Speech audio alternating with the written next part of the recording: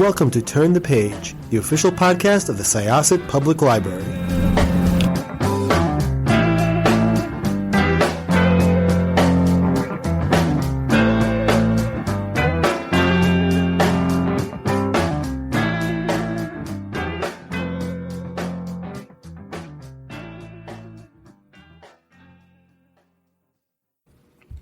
Hello, this is Jessica Chotan. Hello, this is Megan Fangman. And we are here with Syosset Library's podcast, and we are going to turn the page. And today we have a wonderful guest. Would you like to introduce yourself?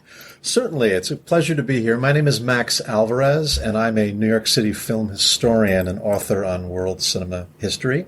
I give lots of film lectures throughout the tri-state area and elsewhere, and I have a cultural programming background and film curatorial background as well. That's great. Just to kind of give a little bit of my background, before I became a librarian, I actually was a film theory major in college, and I would like to dedicate actually this episode to my film theory professor, Harris Ross, who actually passed away a few months ago, surprisingly. But so the topic we're going to talk about today is Alfred Hitchcock. And just to kind of circle back really quickly, so I was a film theory major, which basically means you can't watch a movie now without cutting it to pieces. And Dr. Ross made me from a scaredy cat who wouldn't touch anything with a little bit of suspense in it to somebody who would watch horror movies and just be like, yeah, I guess that was scary. So once again, thank you, Dr. Ross. And Megan, would you like to just mention your interest in the topic? Yes, so I've always been a huge fan of Hitchcock's films, and I've watched mostly all of his films, and I've appreciated them for all of their different aspects. And I took a film theory class in college, and that really reawakened my love of the films, and I started to dissect them as I looked and analyzed more into Hitchcock's expertise. So I would like to ask you then, Dr. Alvarez. I wish I was a doctor. Oh, it's Mister. I'm sorry. I don't mind the promotion, however. Okay, well, you can just call me Max. Max. Okay, so Max. So why don't you tell me a little bit about your interest in Alfred Hitchcock and how you came to this lecture? You wrote a book on the topic as well. So my interest in Hitchcock stems from the fact of growing up in a film-addicted household to two psychologist parents, displaced New Yorkers. We were growing up in the Midwest who just loved cinema and took it very seriously. And so when a Hitchcock movie was shown on television, there was always this, I guess we call it a director's commentary on DVDs today. It was a parental commentary during the entire film. Watch what he does to the camera. Look at the editing here. Look how they're building suspense. And I'm only 11 years old. So that certainly initiated that interest in Hitchcock. And I think Hitchcock in general, even to those who don't study film technique or technology, are aware of the filmmaking devices that he uses for maximum impact. In terms of my own writing, I have written most recently a university press book on the director Anthony Mann, who's mostly known for his westerns that he made in the 50s and epics in the 60s. But he went through a film noir suspense period in the 40s, and that's what my book is about. Oh, very cool. Very nice. Maybe. And Hitchcock touched on noir occasionally. But he kind of, his own branding became more of his suspense and horror movies. Yeah. Well, it's interesting you use the word horror because we often equate Hitchcock with horror, but out of those 50-plus movies, how many could we call horror films? Well, that's exactly it. And I think that's one of the things that I enjoy about it because for me, I mean, like I mentioned, I was always a scaredy cat. And for me, you know, what's best is the building of suspense. That is what scares me more than your traditional slasher movie, I guess, or whatever. You know, now, I mean, it's changed so much. But Megan, would you like to weigh in? Yeah, sure. I mean, one of Hitchcock's, I feel like, scariest films is Psycho because of the way that he just builds the tension even from the introduction to that movie, or like what's going on, and the way that the build-up between the symbolism of the prey and the victim in that movie. The taxidermy in Norman Bates' office, right? Yes, in the hotel there. Yes, and he uses birds as symbolism in a lot of his horror films, I would say. That was something big part of those films. Those devices are very, very powerful. And the art of building suspense, it's almost become a lost art because so many things are being done in contemporary entertainment where there's too much editing, there's too much music. Now, granted, Hitchcock, he had Bernard Herrmann, and Bernard Herrmann never met a suspenseful chord that he didn't love. Yeah. But building the suspense and setting enough clues for the audience in advance is a skill. Many of Hitchcock's contemporaries who worked in the crime genre were very good at that as well. Yes. But it is a skill that we're in danger of losing. So just talking about Psycho, because before we started recording, Max and I were talking about Psycho. So one of the things that I learned about Psycho, which was interesting, now, before this, from what I understand, when people would watch movies, it was always on a reel and you can kind of come in and leave at your will. But Hitchcock was very adamant that if you come in after the movie starts, you won't be let in. And I believe Psycho is one of our first big movie spoilers, as we would call it. Hitchcock took a big, and I've talked about this quite a bit when I talk about Hitchcock. He took what I call a page from the William Castle showmanship manual. William Castle directing a lot of the low-budget horror pictures in the 50s with Vincent Price, like The Tingler, he was very big on showmanship in theaters. He may have instituted some you have to be on time policies. I feel like there was a poster, and I'm actually going to try to look it up after this. If I find it, I'm going to put it on our blog post with this. It's the Psycho? I believe so. And like I said, I'm gonna look it up because I distinctly remember seeing some poster of him looking very stern and being like, "You have to be here on time." You're absolutely correct. There were what we call standees that were set up in the lobbies. These would have been lifestyle standees of Hitchcock, looking at his watch sternly and saying, "You must arrive on time." I remember the newspaper ads when I went back and checked them out.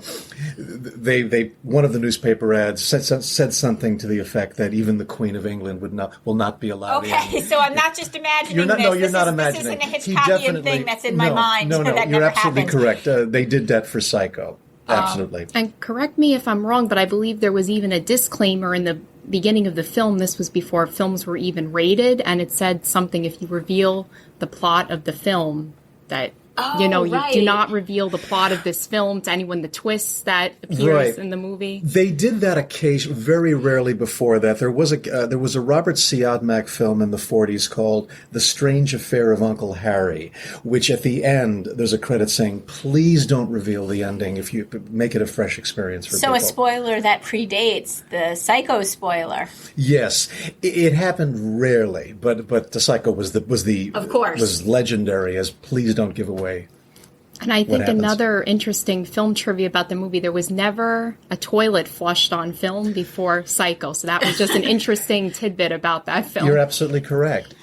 We couldn't see them on camera. Right. And according to some legends or some stories of Psycho, that's what caused one of the biggest skirmishes with the Hollywood censorship office. Not so much the violence, which didn't help, but it was the presence of the toilet. And there was also the presence of Janet Leigh's belly button, which was supposedly scandalous.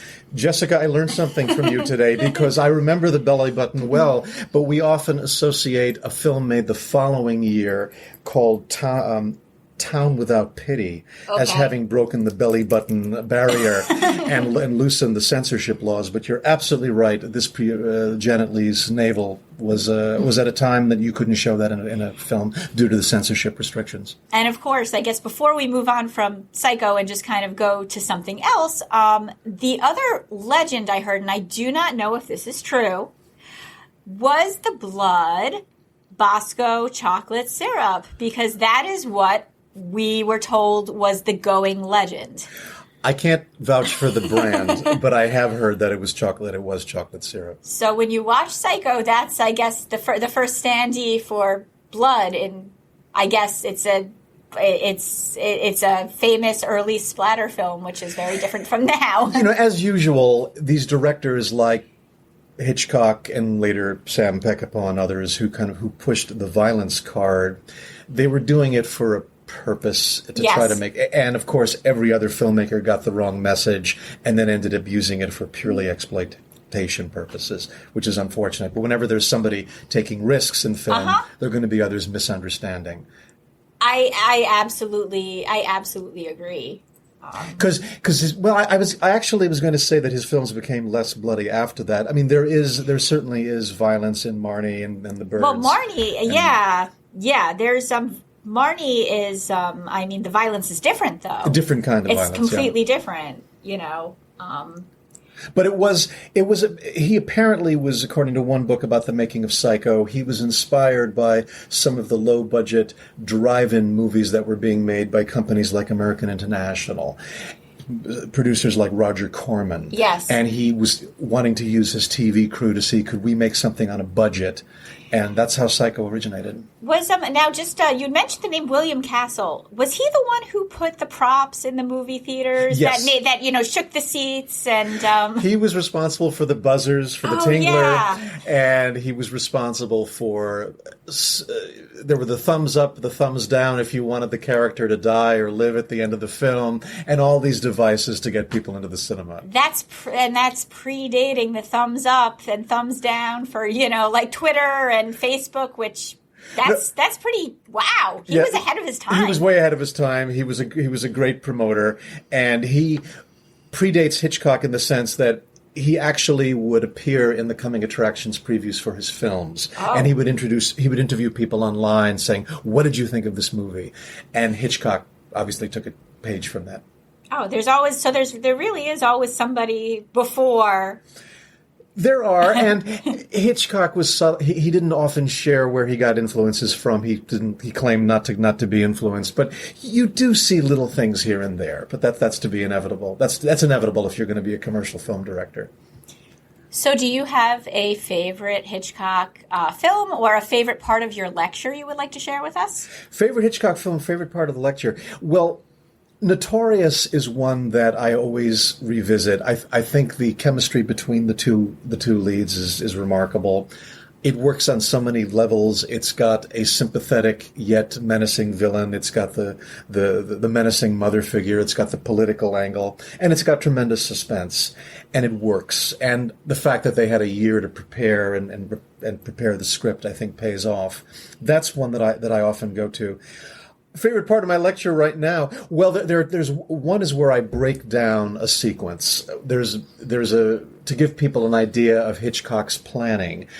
What I do is I start off with the printed page, an extract from one of his screenplays, then his hand-drawn sketches, then the storyboards, and then the actual film clips to show an audience how this whole film was created and how a scene evolves, to give us a sense of his planning. That's a favorite part.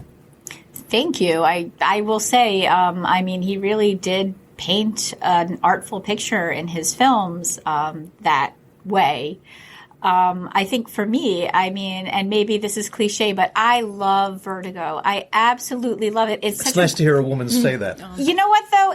What I love about it is it's such a well put together film. And I love the fact that you go through about 75% of this film thinking there's a supernatural angle, and there isn't. There is a logical, even though it's a little bonkers when you really sit back and think about it, explanation for what was going on. Megan, did you... Yeah, and I love in Vertigo just the whole way that Hitchcock creates a scene with the dolly effect that he uses. Yeah, the Vertigo shot. The Vertigo shot or the dolly effect is the actual term for it. Yeah, there's one scene near the end of that film when Jimmy Stewart is trying to climb the tower, the bell tower, and he's just stopping in between each of the stairs, and it's just you yourself as in the audience, you're feeling that nausea, that vertigo feeling that he's experiencing. And he did it was either the zoom in and the dolly back. Yeah, I always forget what the actual, but it creates that sense of panic, and it's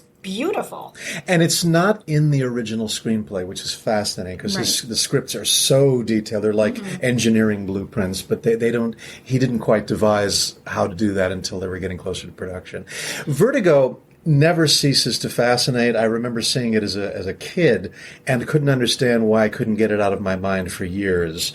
And I didn't understand that. And of course, the older I get, the more devastating and poignant this movie is. Yeah. And James Stewart's obsession over the Kim Novak character. It's a very impactful film celebrating its 50th anniversary. Wow. Correction. 60th anniversary this year. And you can't leave out Bernard Herrman's score in that film. Absolutely. It makes the entire film. It's impossible. Well, you can't imagine it without the score, but it's so poignant. And some people think that without the Herman music, there would be sections that would be very dull.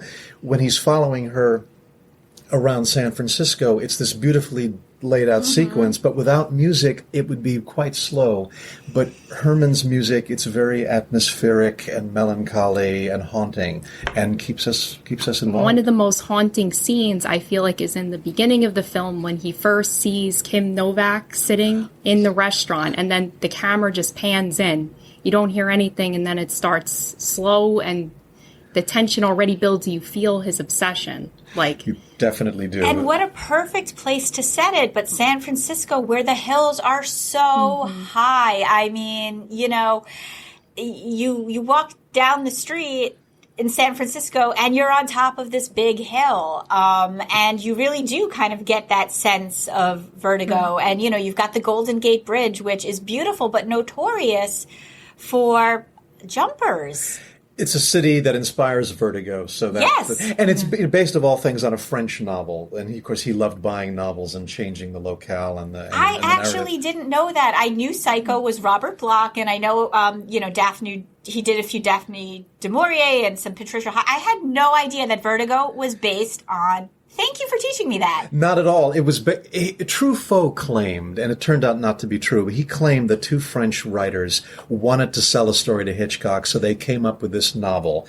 And it turns out that Hitchcock bought the rights to it, and he had no idea that they set him up. Apparently, it was not quite that simple. But it was a novel that translates in English to From Amongst the Dead, and that was the working title of the film for quite some time. Which makes sense because she is supposed to be this, you know, this past life of, what was it, Carlotta Valdez. The sad Carlotta. Right, the sad Carlotta. Yeah, that was, I mean, it really was great. And it really just, you know, one of my friends and I took a walk in the Redwood Forest years ago, and we saw that tree with the different rings, and my friend goes over and points to one ring, and she says, I was born here and I died here. So really, I mean, if you've seen that movie, it sticks with you. There was a wonderful book that was written in the late 90s called I believe it's called The Making of Alfred Hitchcock's Vertigo by, I want to say Dan Mulday. I could be wrong. But anyway, it was very, very haunting piece of data. He tracked down the original production records for the shooting of that film, where Scotty follows Madeline to that mission. Yeah. If you look at that scene, there's all this filtration on the camera. Hitchcock wasn't, and I remember one time I saw it in a theater with a friend. He said, that's strange because Hitchcock really doesn't use color filters. He didn't. It was the lighting. It was the actual real lighting of this. Because if you look at the production report, which indicates lenses and filters, there was no filtration. It was all the atmosphere that captured that. I thought that was remarkable. Definitely. Yeah. So in your lecture, do you talk at all about, I guess, his transition to TV? We touch about that a little bit, and I think that's an aspect of his work that's been underrated, even though he himself, ironically, the best episodes were not directed by Hitchcock.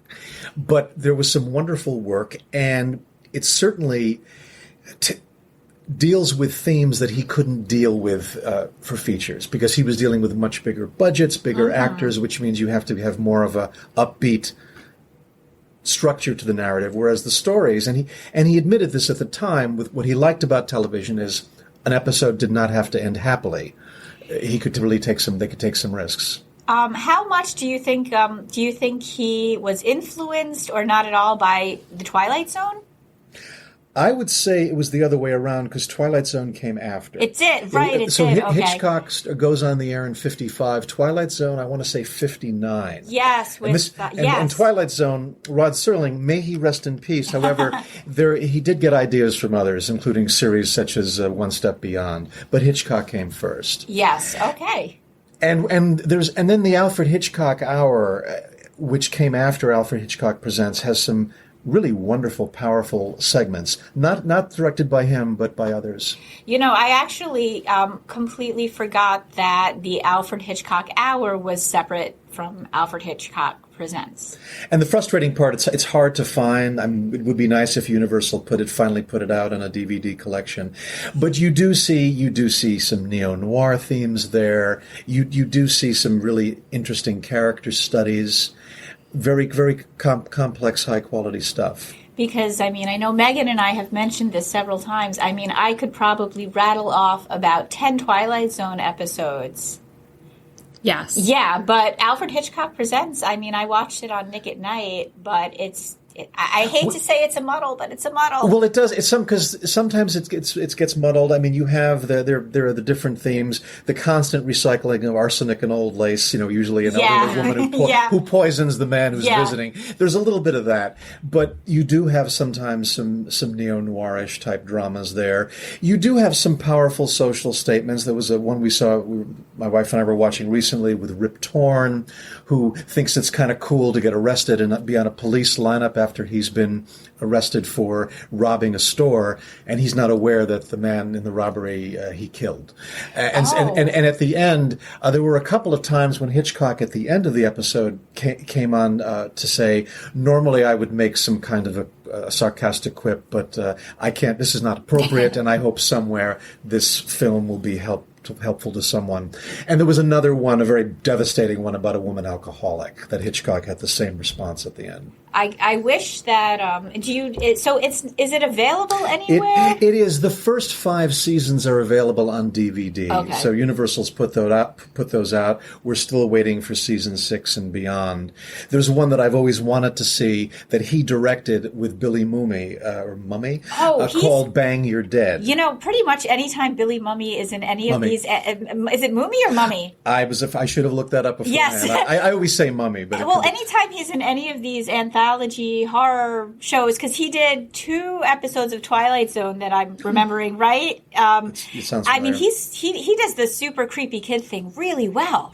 And in this Hitchcock directed episode, it's called Bang You're Dead, where he gets a hold of a gun and is walking around the neighborhood playing with it and pointing at people, and they have no idea it's a real gun. So that's a theme that, can you imagine, that resonates very much today. I would say that's still very relevant. Yes. Unfortunately. Yes, and even I'm thinking back to the Twilight Zone being influenced by Hitchcock. The monsters are due on Maple Street. That's that a episode. episode. Just thinking of that when you mentioned the episode with the gun and he's pointing at other people. They think the kid is the one that knows about the aliens coming, and then the other people just start thinking that they're all... It's about public panic, which I know they do a lot of that, and Serling used a lot of that theme. Yeah, but that was the 50s. Yeah, that was the 50s. It was all panic. And the thing is, it's always funny, because, I'll watch these episodes, and some of them, I'll be like, oh, that's not scary, but at the time, it was probably terrifying.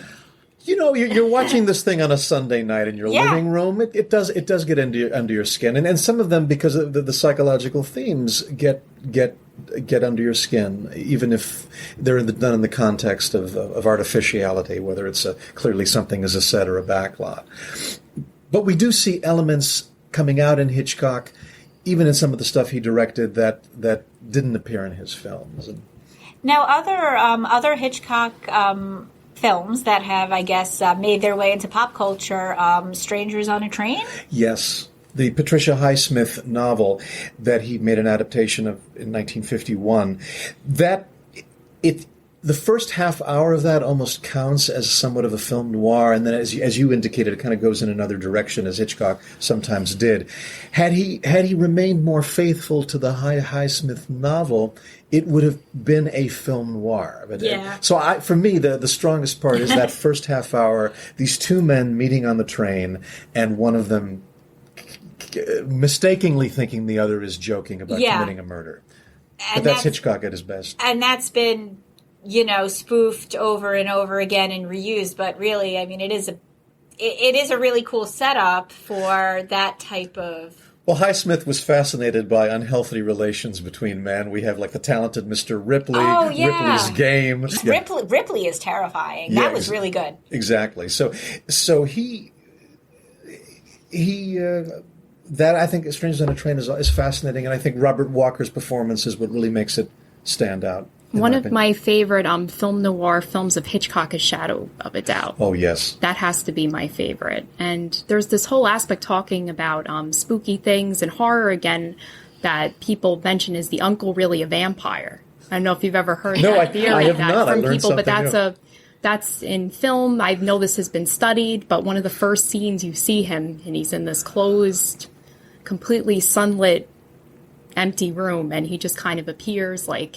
He could be in a casket. That's the way it starts off. So I didn't know if you had heard that theory or not. That's an original one. I have not, because this was written during the World War II years. He's the Charlie character played by Joseph Cotten is seen as symbolic of fascism, in a way, the fascist threat coming to our small towns. I actually did a lot of research on the writing of that and contributed to a book that came out 4 years ago called Thornton Wilder New Perspectives. And my section has to do with the writing of Shadow of a Doubt. And I was so lucky that I had access to Thornton Wilder's initial handwritten drafts of the script and was able to do a comparative study. But there's so much there. There is this noirish element which Hitchcock offsets with a comedy of manners. And I've always believed had he made the film in the 50s, it would have been even darker. Yes. But that's just, he was pretty new to the United States at that time. But I believe he considered that his personal favorite. And it could be that, as one of his writers pointed out, the finished product is not that different from the original written script, that there wasn't a lot of changes that had to be made. So before we wrap up, would you like to talk a little bit about his work with, is it David O. Selznick? David O. Selznick, that is one of the dullest collaborations I can think of. I mean, I'm grateful to David O. Selznick for bringing him to Hollywood. It was a 7-year contract, but they really only worked on 3 films together. They did Rebecca, which is very nicely done. Which is also another Du Maurier. Yes, although Hitchcock considered it more of a Selznick production. He didn't really feel it was his own project. Right. They worked on Spellbound, which has its issues, if it's kind of works on a kitsch level. And then there was the Paradigm Case, which many people have trouble staying awake during, although it has memorable moments. It was when Hitchcock was loaned out to others during that time. That's when he made Notorious. That's when he made Shadow of a Doubt. Right. That's when he made Lifeboat and these other interesting films. Oh, Lifeboat, yeah. Lifeboat, which I think is underrated. I saw that a few years ago. One. The Lowe's Jersey brought that to the big screen, and I was blown away by how effective a movie that is. So Selznick was very hands-on as a producer, and Hitchcock was getting stifled. And so the minute the contract expired, Hitchcock said, "I'm my own producer now." And then he never looked back. That's interesting. I do know it's so Selznick's I think it was either his grandnephew or somebody, one of his descendants has gone on to write The Invention of Hugo Cabret, which is a beautifully written an illustrated children's book about George Millay, I believe. Oh, wow. Yeah, it's very... which Martin Scorsese made a film out of. Hugo. Yes, Hugo. The Invention of Hugo Cabret was originally Hugo, which is beautiful, and I recommend it to adults and children, really. It's very nice, and it's a good thing to read together with a family. And it ties in many ways to what I've talked about for Hitchcock, because Méliès, the silent filmmaker, Hitchcock started out as a silent filmmaker. Yes. And he learned to tell a story visually. So, do you see any of Hitchcock's influence in any current directors? Current directors. I was hoping you'd say previous ones. Or previous ones, please. Just there were directors who did their Hitchcock films. There was Claude Chabrol in France, who forged a wonderful career making tense, unpleasant psychological thrillers about the bourgeoisie. He definitely had a Hitchcockian influence and was making films well into the 2000s. And I understand he did have a cult following at one time, bigger than he should have, but I know Brian De Palma liked to claim the Hitchcock influence. I just never saw it. I just saw a lot of copying. It's a difference between copying techniques and getting to the source of what a director is trying to do.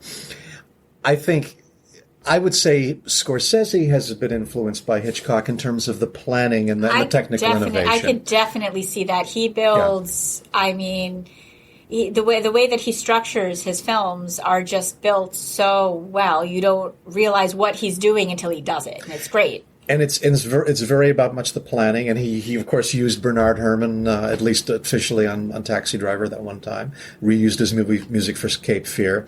But the planning elements, I would say, I imagine, even though he makes completely different kinds of films in terms of the planning and telling stories visually, I also think Spielberg was influenced as well, although I prefer Hitchcock stuff. You know, it's funny because Spielberg, growing up a child of the 80s, I always found children's movies to be frightening in the 80s. I found them scary in the 60s. But it's funny because, sometimes people will be like, oh, don't you think that Disney movie is scary? And I'm like, listen, I grew up on the Never-Ending Story. That was scary. E.T. was scary. E.T. was, yes.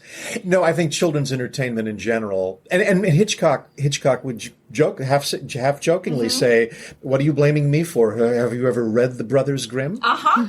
Have you ever read the classic children's stories in their original form? They were very violent and dark, and often they had to be cleaned up when they were turned into animated features. Absolutely.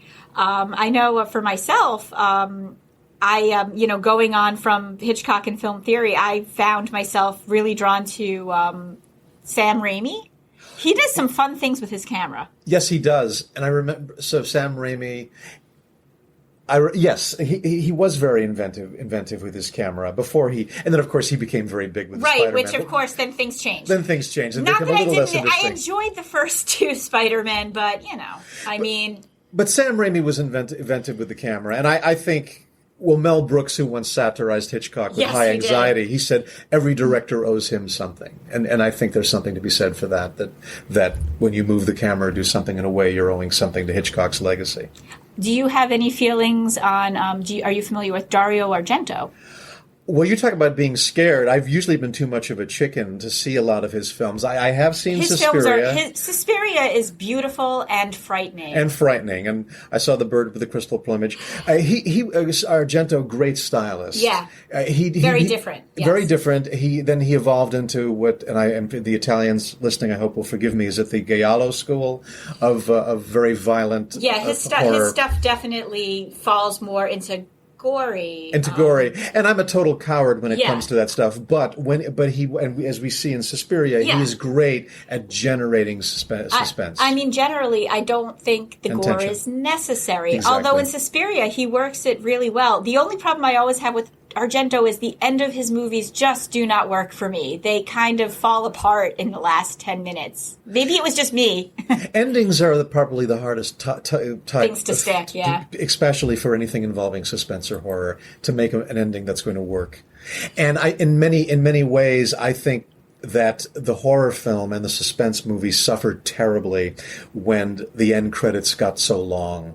Because imagine how powerful is it Psycho, and I'm not giving it away for people who haven't seen it. It's just, you see a shot and it just says the end, and there's a graphic and it's over. There's not these long credits that go on, and it's the lights are up.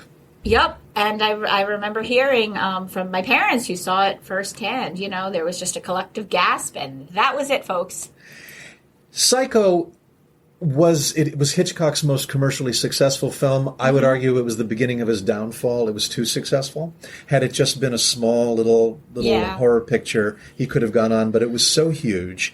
And then I think people had these expectations, and I think he felt trapped after that. Well, thank you so much for joining us. This was great. Thank you, Jessica. Thank you, Megan. Thank you. And we are going to close this chapter of Turn the Page. It's time to close this chapter of Turn the Page. Join us for the next episode.